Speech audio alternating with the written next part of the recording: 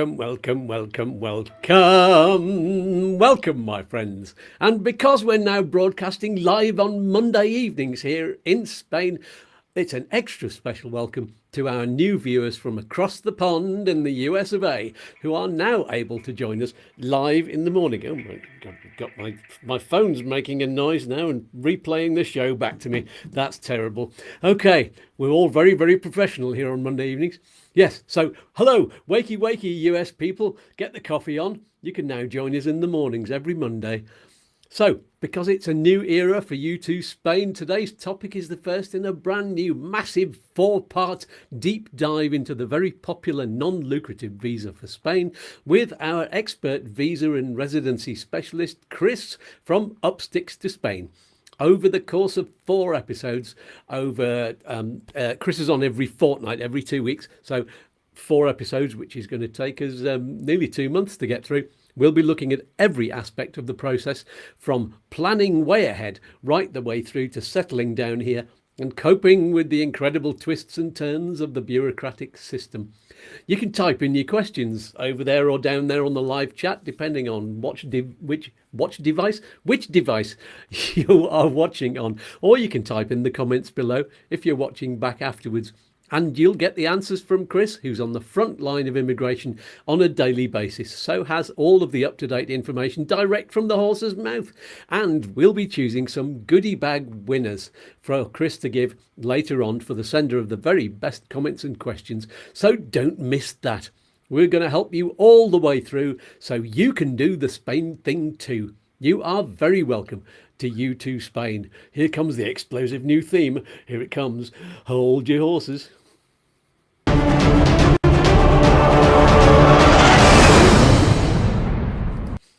Whew, kaboom. Well, that is powerfully groovy. And speaking of groovy, let's welcome Chris from Upsticks. Hola, matey. Hola. Buen lunes. How you doing? Buen lunes, yes. Happy Mondays. They were a good band, weren't they? Happy Monday. Indeed. You sound like you've got a bit of a cold there. Was it just just getting over one, actually. I got one on a weekend cold. I got one on Friday, but I'm getting over it now. So, nice. That's perfect. Seen me yesterday, I'd have been snotty everywhere. It's a lovely image. We'll carry that forward to the next show as well. Do you know, that's lovely. I just thought that as I said it, you know. Yeah, lovely. Welcome to all the people in America, and here's a cold for you. So, you got any shout outs this early in the week? Oh, not yet. We haven't had any visas in, I'm afraid, this early in the week. I will have some prepared though for the next time. There we go. Jolly good. I arrived at some stupider time this morning, and haven't got any shout outs prepared. I should have done that, shouldn't I? Yeah, never mind. It's the first show. We'll get used to the new kind of the system and the new arrangement. Like, if you can get a thumbnail to me for your Wednesday live show by sometime on Monday afternoon, then we can put that one up as well and advertise that. So, I should do that. And we're in a sort of a live office situation now at the moment as well, which is quite cool. So you might see some movement going on. Brilliant. Oh, there's people still working then. Oh yeah. We've got. I don't think I can show you. Look, we've still got people over here. There we go. Hooray. Hello. I'm at the back there. So we've still got a bit going on. So if you can hear printers and see people's heads dotting in and out, we're in a live office situation. Excellent. We're right down there. Stuff coming straight from the horse's mouth, straight into the camera. Mm-hmm. There we go. We have Patrick O'Connell. He's here already. Pat's one of our very long-standing watchers, I think. Best wishes for the new time slot from Bolivia. He's still living in Bolivia. There we go. It's obviously not a Bolivian name. He's one of our Irish fans. And somebody got in contact with me today. They've done a special package for people who are applying for Irish citizenship who have Irish grandparents. So I'm going to be talking to them soon, and because I haven't made a video all about that for a long time. But there's someone actually offering that service of assistance. Yeah, they've got some kind of special package, and they've got experience of doing it. So there we go. So it's how to get on the what's it called, the FBR, Family Birth Register, I think they call it, in Ireland, which is registers you as having Irish grandparents. and that's once you've got the certificate from them, then you can get your Irish passport, just That's like good, I 'cause did. we get asked that question an awful lot, and I normally just direct them to your video. Aha! And that video is really, really old now. So Yeah. there we go. Good. I'll let you know. I'll announce that on the show when we're going to have them on. I don't know if we're going to have them as a guest or whether I'll do it as one of our new Friday videos. We used to do midweek videos for explanatory videos, but that's moving to a Friday now. So anyway, that's all of the intro stuff. Oh, we've got Albert Wells. And he's saying, will you be discussing the first renewal or renewal? It says on there.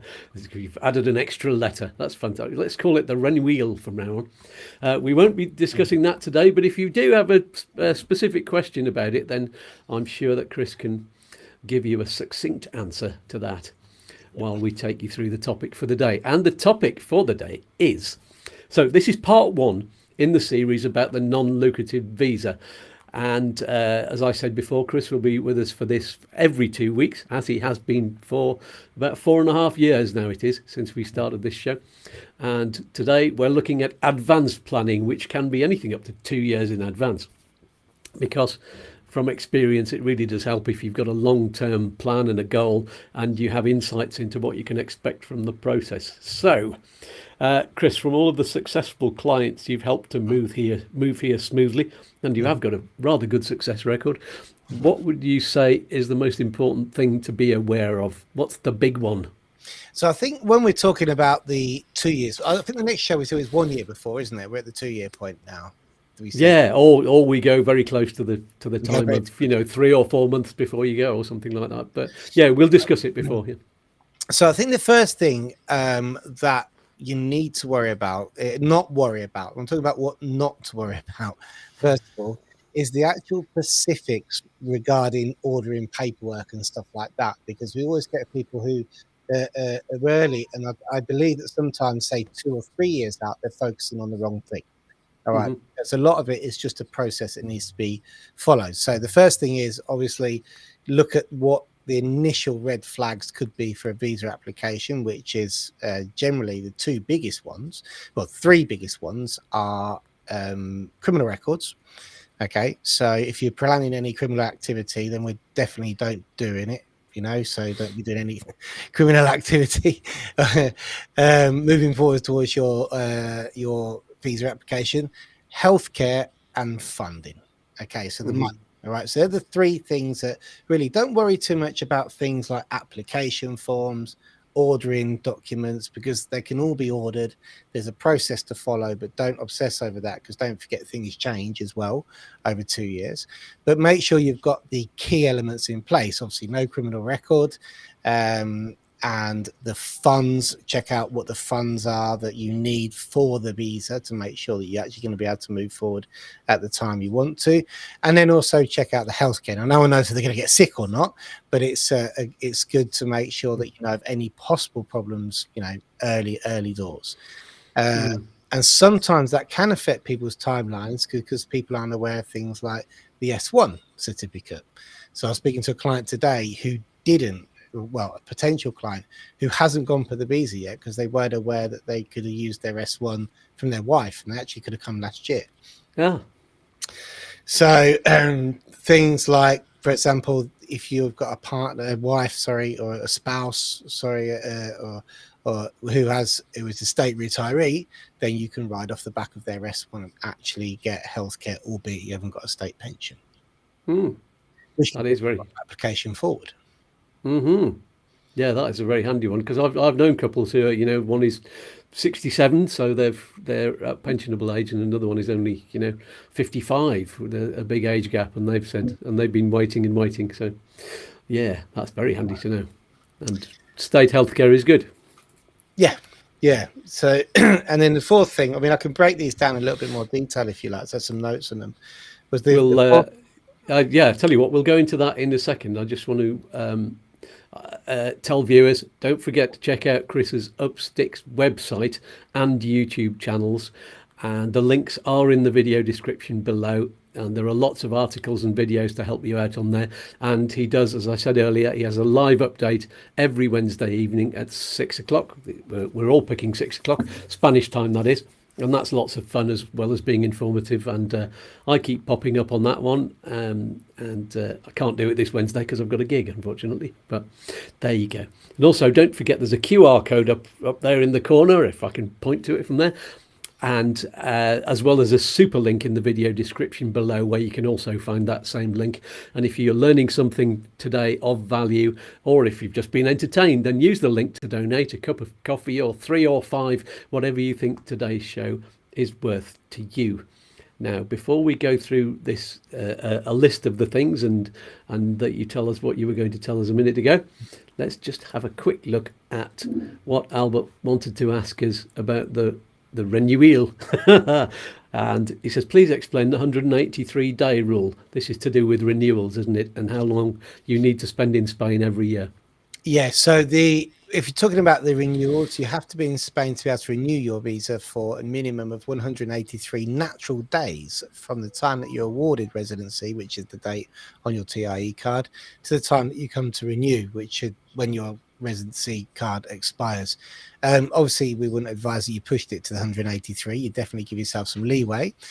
But don't forget that the rules for permanent residency are different. So, albeit you could get to the end of the 5 years by staying in Spain for more than 183 days during your renewal periods a year, if you intend to get permanent residency, or what they call the larga duración, at the end of the process, you can't have been out of Spain for more than 10 months over the 5-year period, which averages to 2 months a year. If you were to give yourself a sort of an average, you can combine that with a 3 and a 4 any way you like, as long as it's not over 6 months.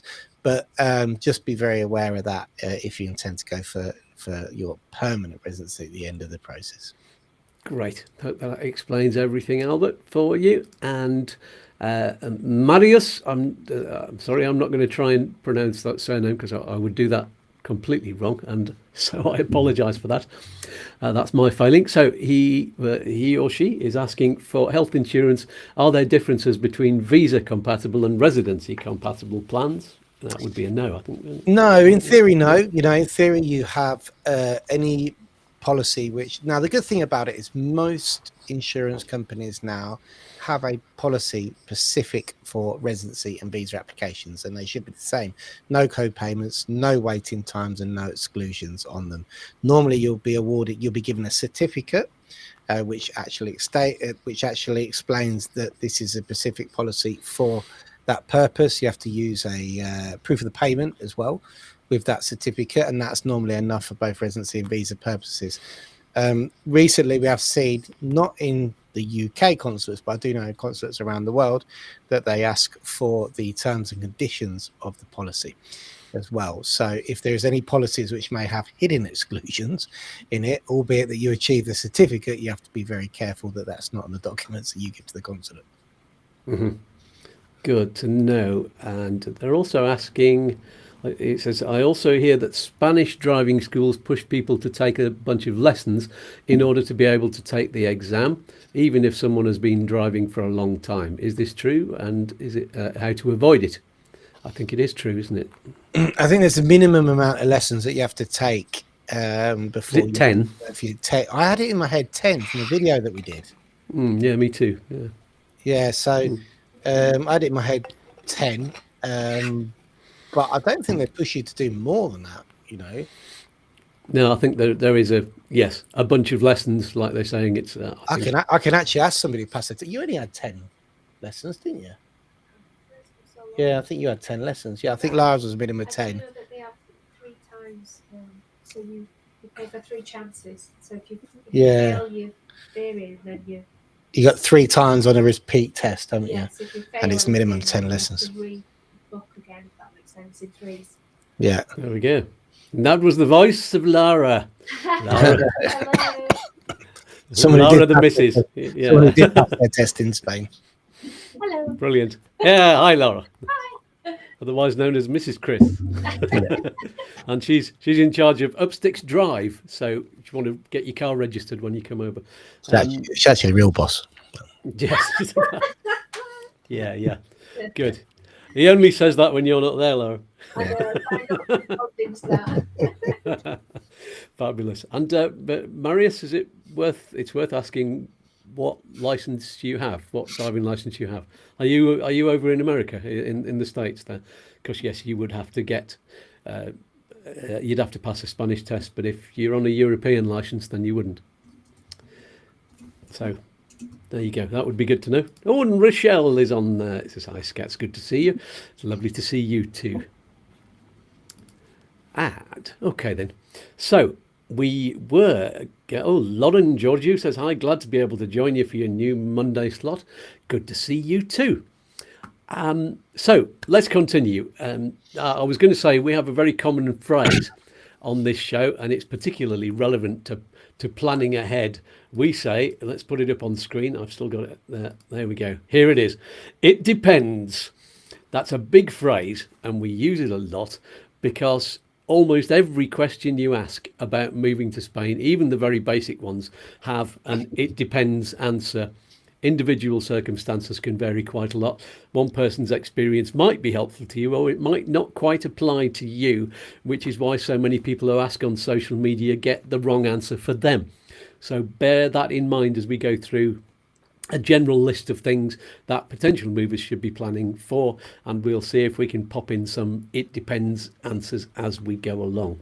So, Chris, over to you. So anyway, let's go. I don't think in no particular order. We were talking first of all about the criminal records, weren't we? Now, so with the criminal records, how can you plan ahead? If you think, for example, you may have something that shows up on your criminal records check, which is known as an ACRO. Now, we've done this quite a few times with clients when we've spoken to them a couple of years in advance, and I say, look, I think there may be something on there, but I'm not too sure. And the consulate actually at the moment has different consulates have different reactions to having criminal records on your ACRO check, but there's sort of three levels. So the first level that you have is a no trace, which is just passed by the consulate, no problem. There's a level which is no live trace, which is passed by two of the consulates at the moment, Edinburgh and London, but it's questioned by Manchester and generally passed if you give them a good explanation of what that no live trace meant, i.e. you've had a criminal records that's been stepped down. And then you could have something which actually shows up which hasn't been stepped down into the no live trace category. If you think that anything's going to be on there, it's good, albeit you have to spend the £65. It's a good idea, even early doors, 2 or 3 years in advance, to get a criminal records check what's on there, and just see whether A, is going to be stepped down to no live trace, or B, if it's not going to be stepped down, then you can still apply, believe it or not, with the law change that was implemented on the 20th of May. That's the one thing they've made slightly easier, is dealing with criminal records. So if you offer an explanation which proves that you're not going to be a threat to public order as such in Spain, then it doesn't mean that having a criminal record on your ACRO necessarily means an automatic denegation of the visa. All right. Let me just drop in that in the US, this is the FBI check, isn't it? Oh, sorry. It's the equivalent. Yeah. Yes, the equivalent to the FBI check. Then it's not automatically now a denial, but you do have to offer explanation, and you have to be aware that it's down to the person who's assessing your case. Whereas if there's no criminal records on there, hey, jobs are good, but if there is, then you'd have to offer a good explanation as to why it's on there and how you're not going to be a threat to public order as such. There you go. Especially if you're the president, just completely clean record. You can get away with anything. No comment. No comment. I'd say apolitical. Yeah. You can say what you like, Scats. That's not fair. I can, but if I started speaking about that now, I'd fill a whole damn program about it. And, that wouldn't go down very well. Anyway, Albert said, I came from Canada and didn't bother to get my international driver's license. Big mistake. Yeah, you used to be able to get that if you're from Canada, but yes, there you go. Yes, and Marius says, yes, from the US. So, yes, welcome. You are the first person on the live chat ever on this show in 4.5 years from the US. So, See, the new time does work already. Are you? Can you send packages over to the to the US, Chris, for the? We can with things which are paper. So we have, that's why we have like the little booklets and stuff like that, because it's sent as documentation, which means clients at the other end don't get charged. Same as UK. Yeah. If you're in Spain, we get your nice jazzy prizes. If you're in the UK, you might get something flat that looks like paper. So shall we make Marius one of our prize recipients this week? Right, while you're still online, Marius, you've won a goodie bag or a goodie envelope, because it's all flat stuff going in the post.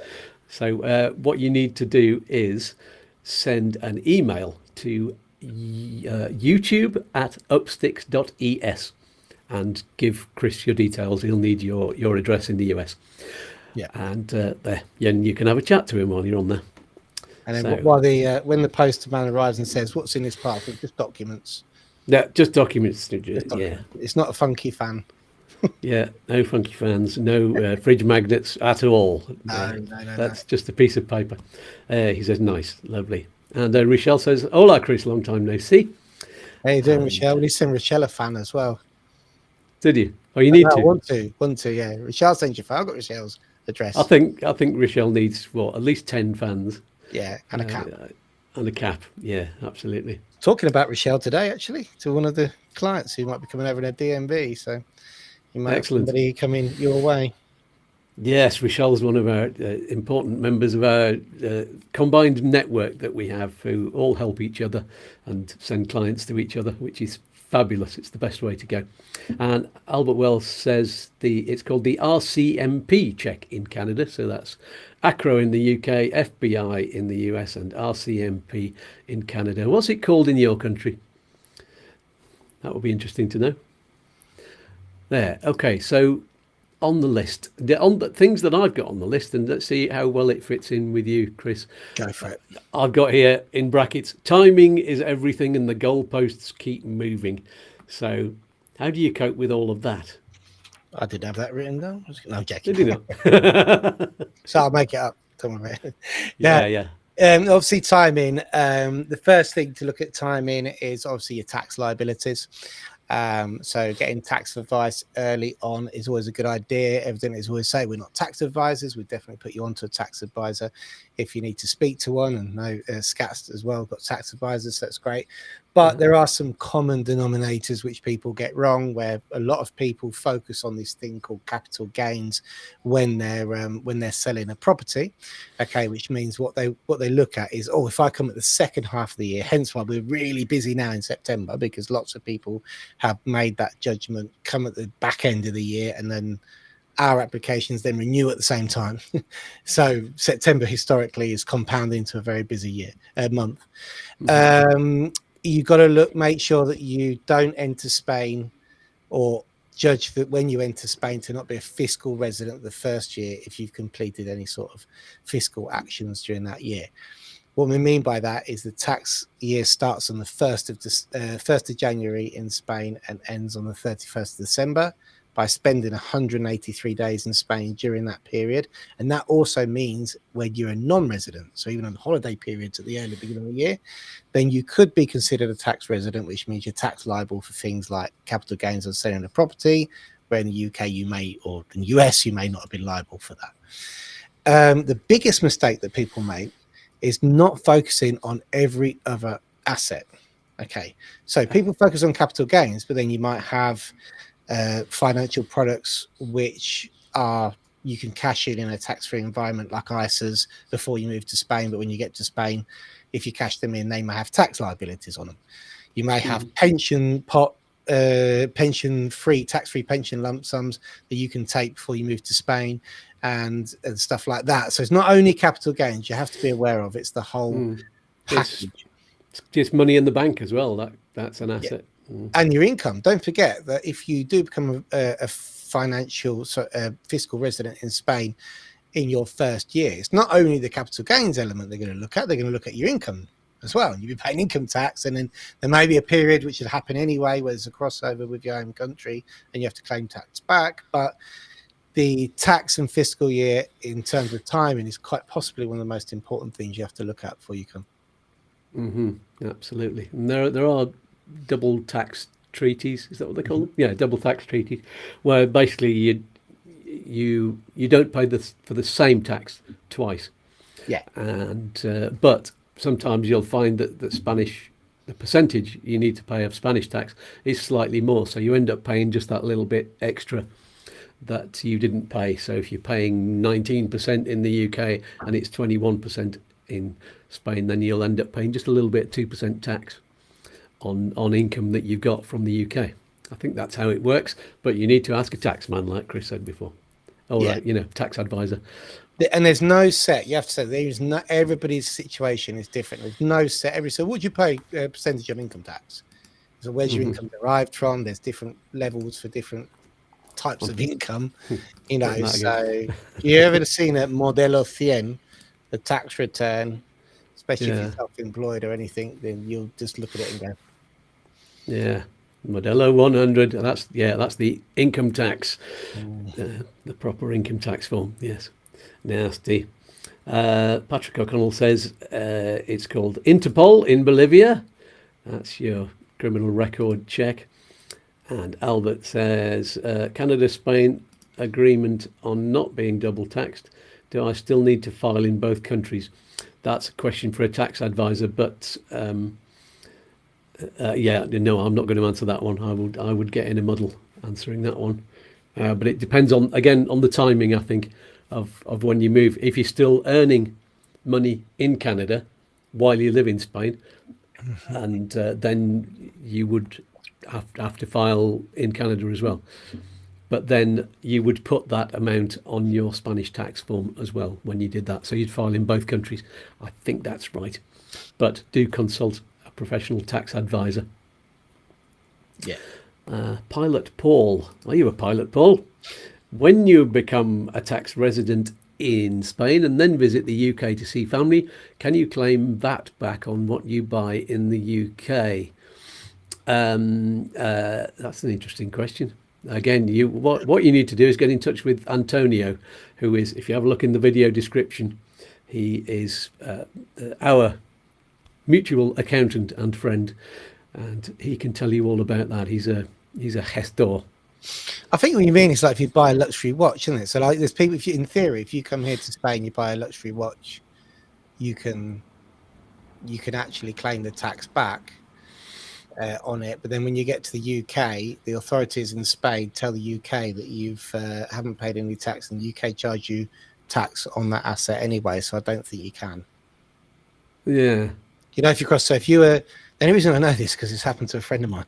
So he bought a watch here, which was 4,000 euros cheaper than in the UK. Get it without the 21% VAT, and he got all the documentation. Went to the Guardia Civil in the airport, who then accompanied him to the airport, to the plane. Sorry, they met him at the plane to make sure he got on the plane with all the documentation to say that he bought it duty free, which I'm no expert on this, just telling you the story. And he was like, brilliant, I've got away with it. I'm not going to declare it the other end. I've got a watch on and save my thousands of euros for the VAT. And then when he stepped off the plane, customs came straight up to him and said, we've got this note here. You've got anything to declare? And then it turns out the tax was more because it's in pounds. So it didn't work. Yeah, there's always going to be some charge. That's customs now as well. That you've, and customs are always right. Where were we? yeah, absolutely. I'm going to say they're one of the organisations. Them and the taxman, customs and excise, are actually above the taxman in that list, where you are guilty until you can prove innocence. It's the opposite way around. So Anton Kez say, "Hola todos. Sorry, late joining. We only just finished work. Monday madness for us."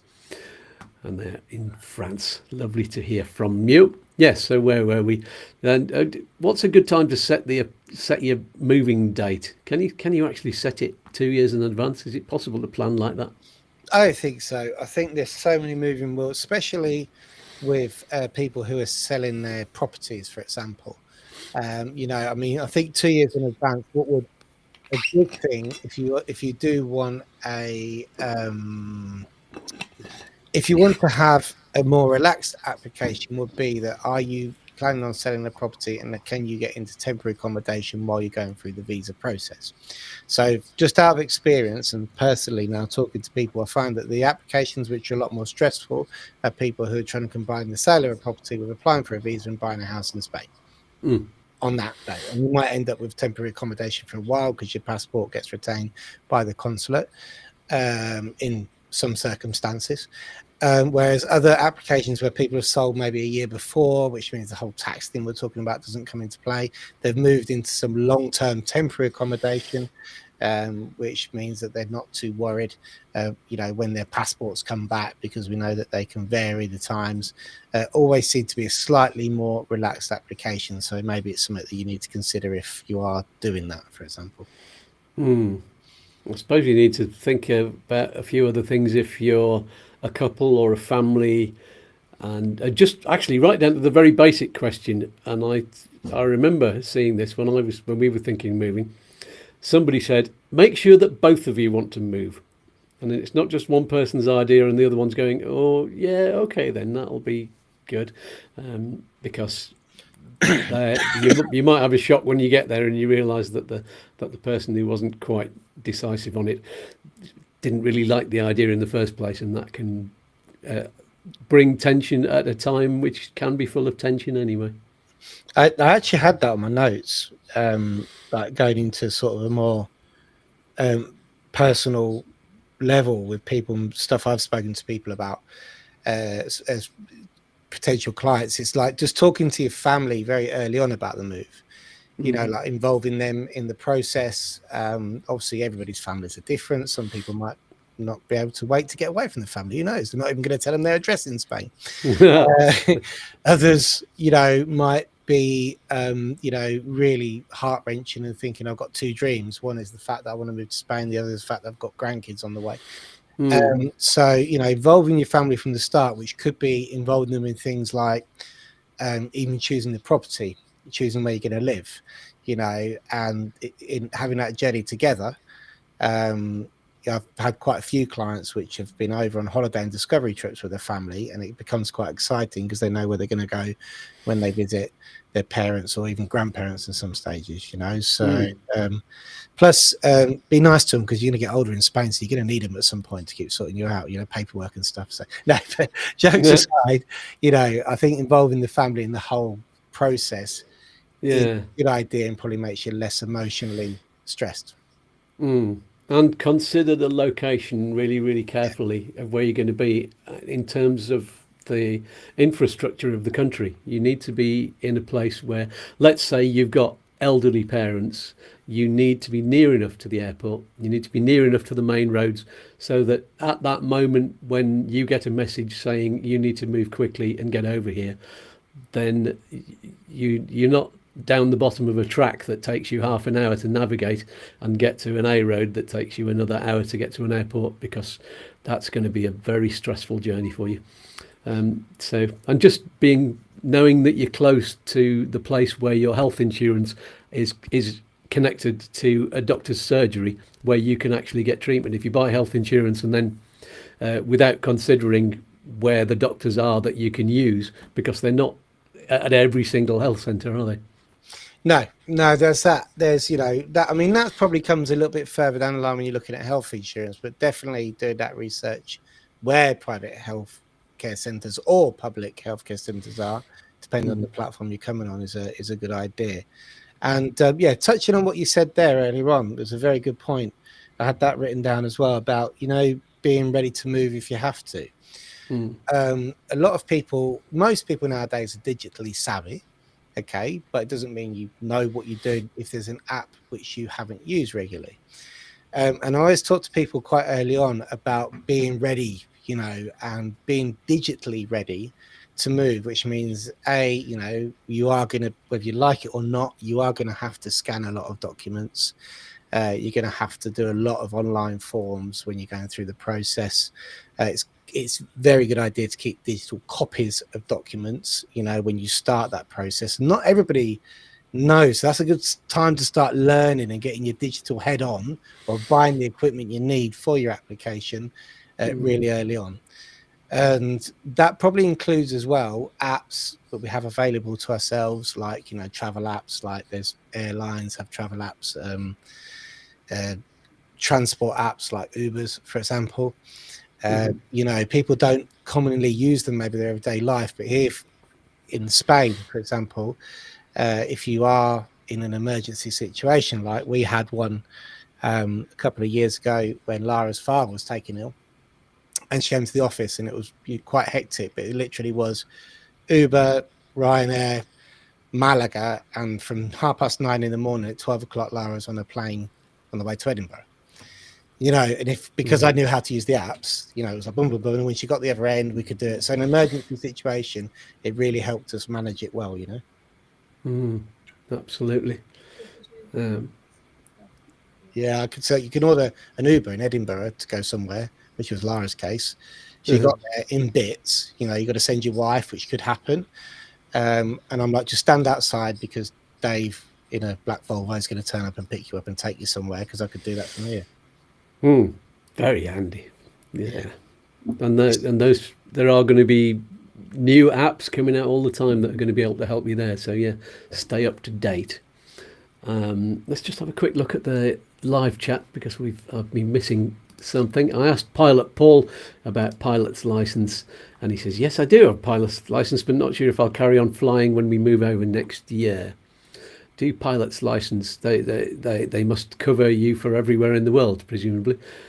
Presume you don't have to take a new test when you get over here. There we go. Don't know anything about that. Interesting. And Robert Stubbs is back on from Cooking Made Easy. Hi chaps, hope you're well. Lovely to hear from you again. And Albert says, did you get your package, Robert? Oh no, that would have gone. Might not got it yet. Oh, okay. Albert says he found out the hard way that elevators in Spain are much smaller than those in the West. The furniture did not fit, so we had to pay for something we'd never seen before, an external elevator. Wow. You're lucky you're not moving to places like Amsterdam, because, yeah, bless you. Yeah, places like Amsterdam, they've all got a wooden thing sticking out with a winch on them, because all furniture needs to go up the outside of the building and be winched up and put through a window. They have to take the window frames out and put furniture in that way, beds and wardrobes and all kinds of things. So if you move house there, it's just a case of winch up and then back down again. And so no, you can't fit things in stairs because the buildings are all so narrow. But and you get, that's one thing to think about in Spain. If you're moving to a small village like Compito, where I live, if you're moving to a townhouse, is there going to be a place to park? I mean, this is something that you need to consider a bit closer to the time. But when you're looking at houses nearer to 5 months before you go or something, if you want to buy before you get there, then that's something you need to consider. And what do you take with you? So we'll be looking at those kind of things in the next show, I think. Robert says, yes, Chris, it arrived the day after. Not had a chance to use it yet. What's the package? Ooh, should we wait till Robert shows us a photo? It's our new prizes. Oof, incredible. Fabulous. Incredible. Yeah. It's a surprise. Incredible. Rochelle said, send them over. Who are we? I don't know what you were answering that in conjunction with. Whatever they are, send them over. I promised Rochelle something, but I can't even remember what I promised now. No, she said, a cap and 10 fans. That's what it was. Albert says, not every healthcare facility accepts the private health insurance card. Very true. There we go. And actually, one thing I found out after I moved, unfortunately, that it can be really advantageous to have your currency exchange plan sorted out well in advance, because it's all very well saying, oh, I'll use one of those companies that have they have a really, really good rate, because they're the companies that are the online ones where you have a debit card account and there's an exchange service that you can do. A lot of people recommend them on social media, but if you do it much further in advance with a currency exchange company, you can plan the rate that you're looking for, and wait, because the rates do go up and down an awful lot, and you can use a trusted exchange company and an advisor there who can reach for the rate that you're planning, and you can do what's called a forward exchange, where you make the deal at one point when the exchange rate is at a certain point, and you pay a deposit. You don't have to pay the whole lot in advance. So that's something that you can't do with the quick exchange companies. And next week's show is all about that. I'll tell you a bit more about that later. But if you want to be helpful to YouTooSpain, then use the company that I recommend, which is Smart Currency Exchange, and you can sign up for a free advance account. And they are actually doing a very special offer, a limited time offer, especially just through YouTooSpain. So use the link in the video description and the comments below, and you can find out all about that. And it's no extra cost to you. It's a win-win-win with a cherry on top. That's the first time I've used It's a win-win-win with a cherry on top on the new Monday show. So there we go. That's a little plug for them too. So, yeah, what else do we need to say?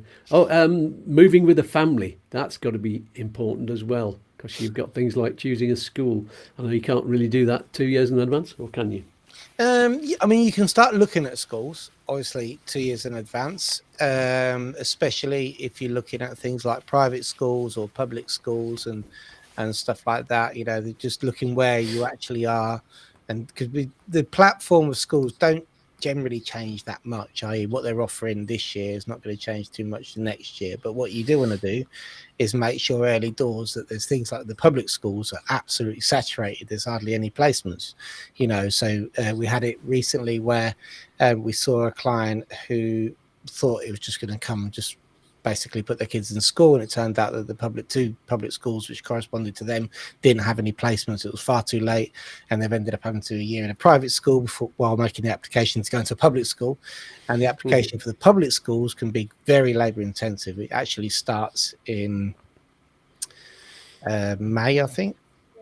Is it May of the, you know, before the September. So yeah, so definitely looking at the schooling side of things as a family is a good idea. Yeah, brilliant. And Laura's the expert because she taught at a private school and the kids went to a public school. So that's handy. So if you need to ask her anything about that, get in touch. And she does all the paperwork. I haven't got a clue. I sometimes see bits of paper flying around from the Hunt Andalusia. It's got my kid's name on it and I have to sign it. But apart from that, don't do anything else. That's me. You're like a president yourself. You just get handed a load of, or like a king. You just go, just sign these papers. You don't need to look at them. No, there we go.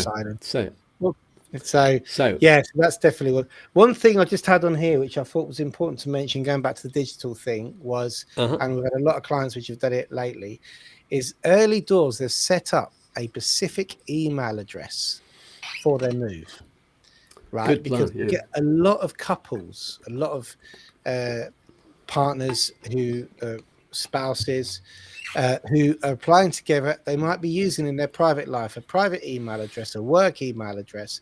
None of it's combined, and this is a lot of the time in the NLV, both of you retiring in the future, moving forward. And quite often we have it where we'll have people using two email addresses and they'll switch from a work one to a private one. And for us, it makes the application quite complicated, though we can keep it all in the same system. But for the clients we're talking to, we notice then that they lose the trail of the email.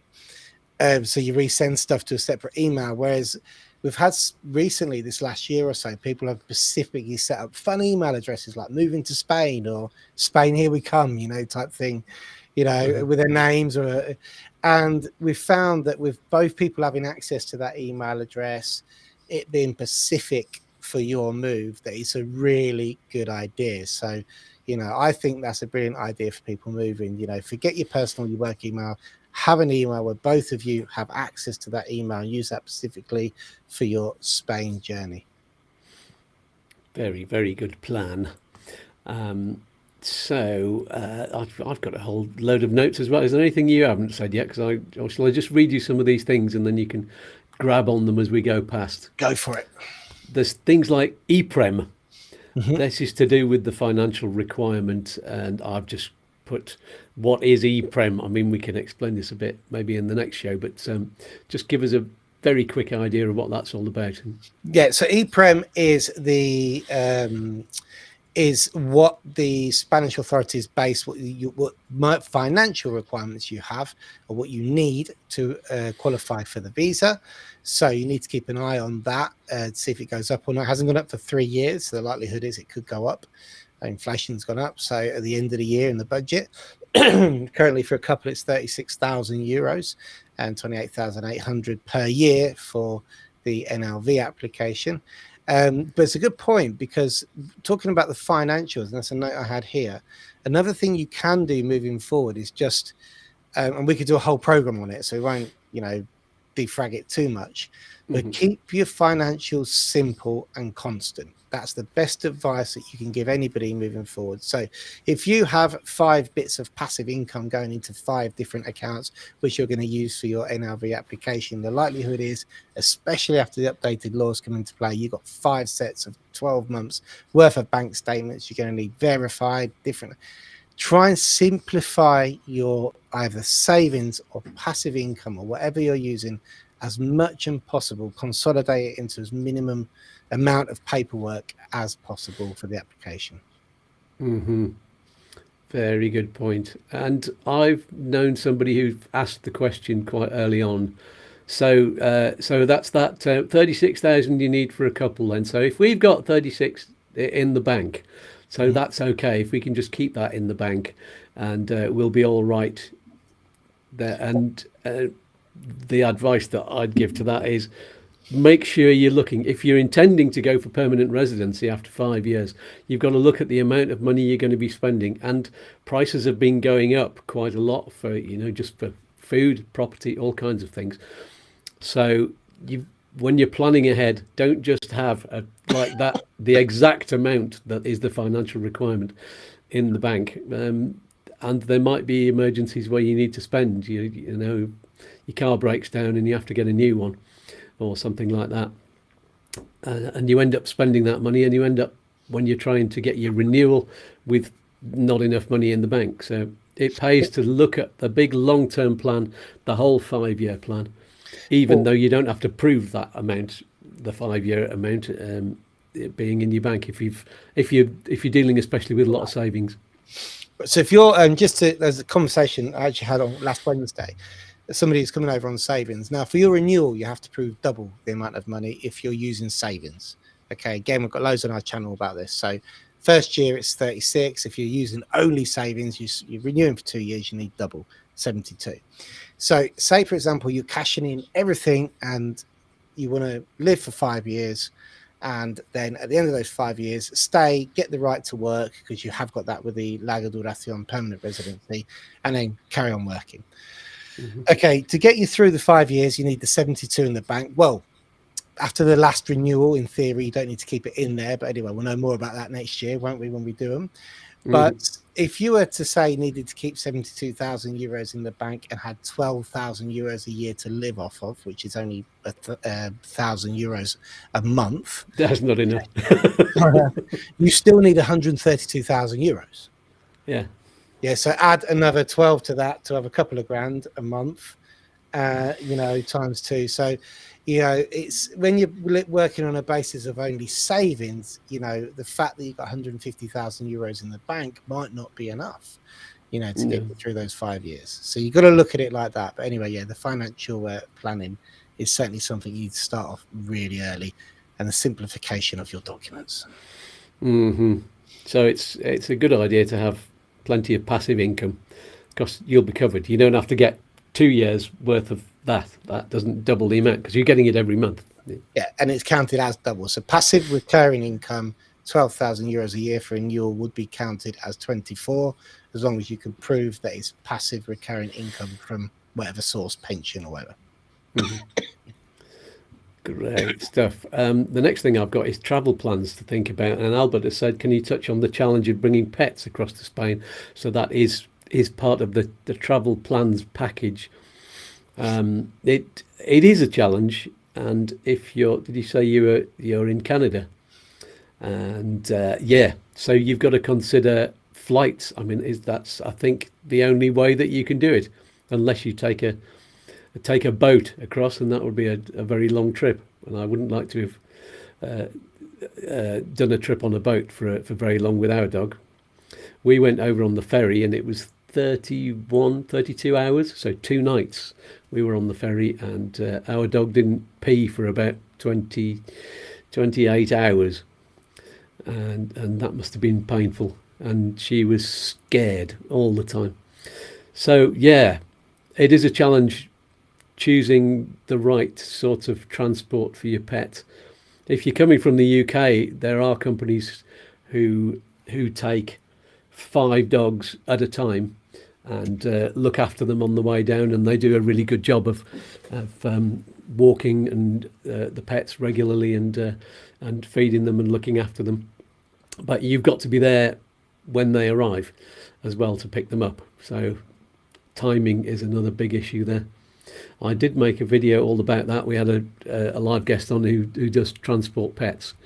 So have a look for that one, Albert, or just if you can't find that, then drop me a note in the comments and I'll find you the video, and you can have a watch of that, and then you can ask some more questions if you want. So yeah, travel plans. Anything else to do with travel plans that you've got to say, Chris? Yeah, in terms of pets, I mean, travel plans, obviously for people coming from the UK, it's a lot easier because we have regular flights, and also you can drive. Yeah, the only thing I would say with the traveling plans, if you're planning on driving, remember that there's things like entry stamps or declarations that you've entered Spain, which you'll need to research, to make sure that when you get here, you've got the correct paperwork. Probably something that's not too much for 2 or 3 years before, because that can all be done. If you're coming from the US, obviously, it's a bit different because you can't just jump on a flight the very next. Well, you probably can the very next day, but if you've got specific things like goods to send over, then getting that sort of timeline and research done, the companies you can use beforehand, is a very good idea. Yeah, and I would say if you're coming from that far away, you're going to save an awful lot of money by just bringing as little as possible, and selling off your American goods and buying when you get here, especially white goods. There's no point bringing electrical stuff over, really, apart from laptops and computers, because they tend to work on whatever voltage they are. But no point bringing a big American Smeg fridge over when you can get one here for the same money, Yeah. And Kev said, for an EU platform residency, is it renewal after 2 years or 5 years? It's 5 years. Of course, I've got one of them. Yeah, so is it worth talking about documents? What do you consider at this point, 2 years ahead? Okay, we spoke about the criminal records, didn't we? In terms of, I wouldn't worry too much about the rest of the documents, because lots can change before you come to your applications. So in terms of getting documents ready, the only other one would be marriage certificate consideration. So if you got married in somewhere where it might be difficult to get a duplicate of your marriage certificate, you're worth doing the research to see how that's done for your application. Yeah, true. If you went abroad to a country where you might find it difficult to get a copy of your marriage certificate, for example, that could be a tough one. Or if you got married in Vegas. That's not actually too hard. Vegas is one of the easiest. Is it? Yeah, they're so experienced, I suppose. Yeah, $250 and they'll send you it out next day delivery, apostille, translated, 10-day delivery or whatever it is. So I know we've got them from Vegas within a week. Uh-huh. Costs. I remember there's a scene on Big Bang Theory where the main female character in that said, "Oh no, we got married in Vegas. It doesn't count in Vegas." So she ended up having to get a divorce when she didn't realise she was married in the first place. So there you go. So there's a common rumour quashed. Yeah, so documents, and like you say, I'll repeat what you said before. Simplify everything so that when you do have to get your documents translated and apostilled, you're not spending, because it can be €50 a page or something to get a document done. So if you end up with 5 bank accounts and having to translate all that. Although they don't actually ask for full translations of all bank account stuff, do they? No, not the UK concerts. I mean, all you got to do is put yourself in the position of the person behind the desk who's assessing your application, and think, if you were that person, how would you understand the documents you're putting in front of them? It might be simple for you, but then you realise that it's not simple for them because they're doing 20 a day. You know, so that's where your mindset has to be when preparing your financial documents, financial preparation, financial planning, making it simple, bearing in mind that now they look a year back, so they look at a year's accounts. You know, any large movements of funds, you'd have to justify the origin of those funds. Any source of recurring passive income, it's best that you have proof of the origin of that recurring passive income, so it's state pension letter, and stuff like that, and just keeping it as simple as possible. Excellent.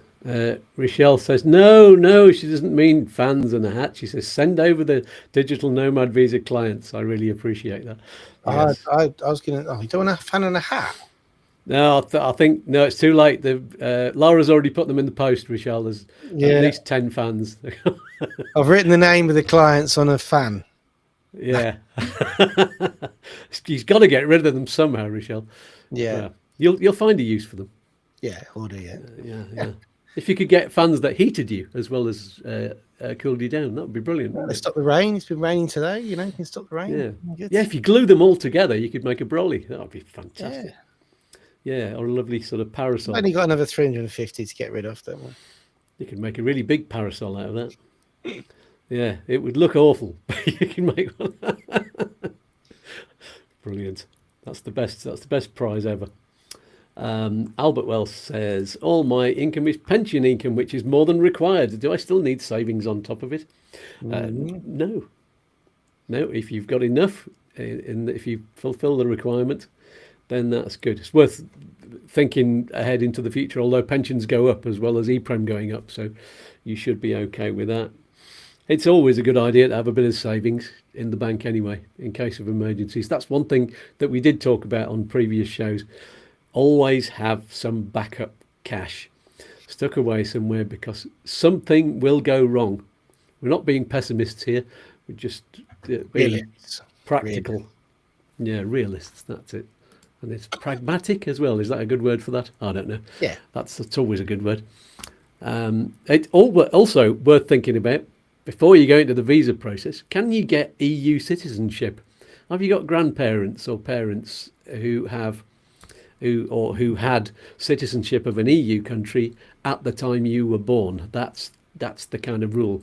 So it's, people have asked me, my father got Irish citizenship when they found out that their grandparents were Irish. Can I get Irish citizenship? And well, no, you can't, because unless you did that before you were born and had an Irish passport when you were born, then you can't claim it yourself. But there's a lot of people, especially over in America as well. Check whether you've got Irish heritage. It doesn't go beyond grandparents, unfortunately, not unless there's extremely rare extenuating circumstances where you can appeal to the Foreign Office in Ireland. There we go. Ya no. Bueno, nos vemos miércoles. Hasta luego. There you go. So do we need to know anything else about any of the other processes, like the visa process, the residency process?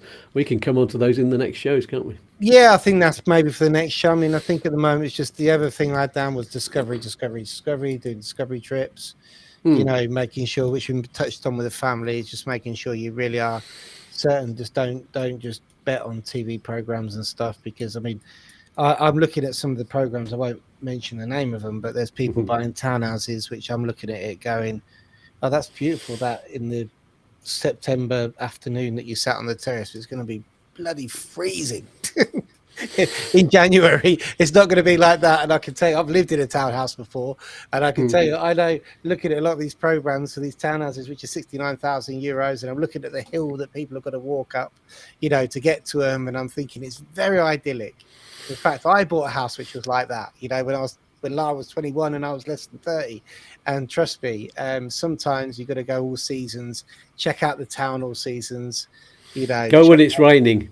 Go when it's raining. Because sometimes it can be this deep in water, in a waterfall going down the streets. It's so yeah, discovery. That's a big thing. Discovery trips are huge, and I think we covered the initial paperwork. We'll get into more detail moving forward once you've got your plan. But make a plan and keep a diary. Always a good idea. Keep a diary because you can forget. That goes along with this whole email address thing. Keep an email address separate for it, which is both of you have access to. Keep a diary because, believe it or not, when you're stood in the middle of Computer Square and you're eating your favourite tapas, everything's lovely. Everything's lovely. But it's not the same when you live there. Yeah. No. So make a note of that to refer back to, and even if that means referring to the negatives, I had 3 lovely tapas and 4 beers and I felt great, but actually it was quite smelly in the street which I was looking at. Make sure you write that down because it's the negatives which are quite easy to forget. So. Yes, indeed. Yes. And everybody, send us your experiences as well if you've gone through them or you're starting to go through the process. Tell us how it's going because we want to know, and it will help us. It will help other people. It will help Chris to help other people as they're coming as well. The more we know about people's experiences, the better. And make sure you smash that like button into smithereens, everybody. And of course, subscribe to this channel if you haven't already. Subscribe to Upsticks as well. And that is about all we have time for. We're going to keep these shows hopefully to about an hour each week. And we've done the goodie bag, so we don't need to go back to that. Was it just the one? I think everybody else on here has got one. Oh, hello, Ray Jessup. He said, we are just outside Computer. Good. Let's meet up for a drink, Ray. And anybody else? Albert says, Murphy's Law, and Murphy was an optimist. Yes, absolutely.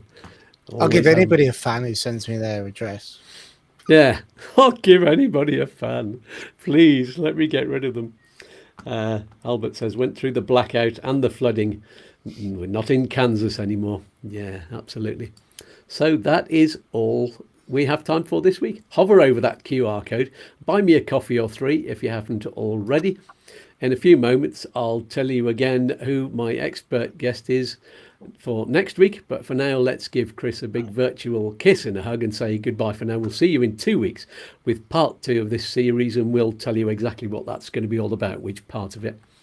And yes, and it's all in the lead up to getting your visa from the consulate or BLS office. So Chris, bye bye for now. It's been lovely having you here. Ta-ta. There we go. Well, wasn't that groovy? Yes, of course it was. And I was actually going to show you something we have had over the past weekend, Thursday, Friday, Saturday, Sunday, the amazing Comic-Con in Malaga. Sorry, I'm just trying to find these pictures, which I had to get them up on screen. And I managed to get tickets with my wife Liz for the Thursday, which was the opening day. There were guests such as Arnold Schwarzenegger, Antonio Banderas popped up as well, and lots of other famous people. And we just had a quick look round. We were only there for 2 or 3 hours because Liz has a problem with her spine and couldn't walk very far. And also we had a lot on and had to get back and set up Liz's work for the next day. But anyway, let's just pop this up on screen so you can see it. This, why have I disappeared off the screen? There I am. And yeah, there are some fantastic costumes and masks that were on display there. I've made loads of videos, and well, that's actually a video, but I don't want to show too many of the people that were there, because I know you're not supposed to show many faces, but let's get a picture of something else that was brilliant. That they had all kinds of stuff like this, the new Jurassic World El Renace, that's the Spanish name of it. And all kinds of displays. Some of the things that I like to wear. Oh, this one, for example. This is a mask from an American werewolf in London. Fabulous. And there were so many places where you could buy it. Of course, you could get yourself a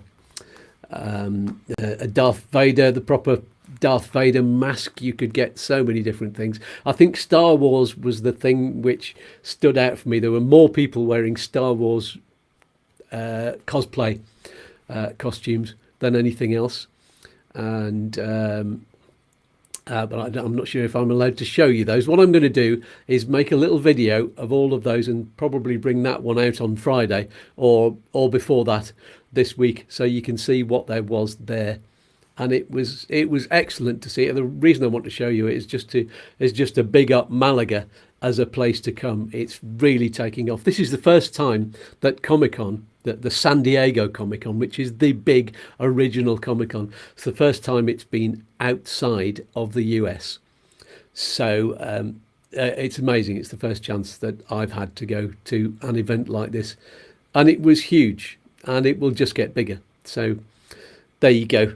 They're definitely going to have it next year, and I will see you there. And I'll probably try and go on the Saturday next year and spend a lot longer there, because we didn't go into any of the halls where there were talks by the stars and all kinds of things, and you could have pictures taken with people.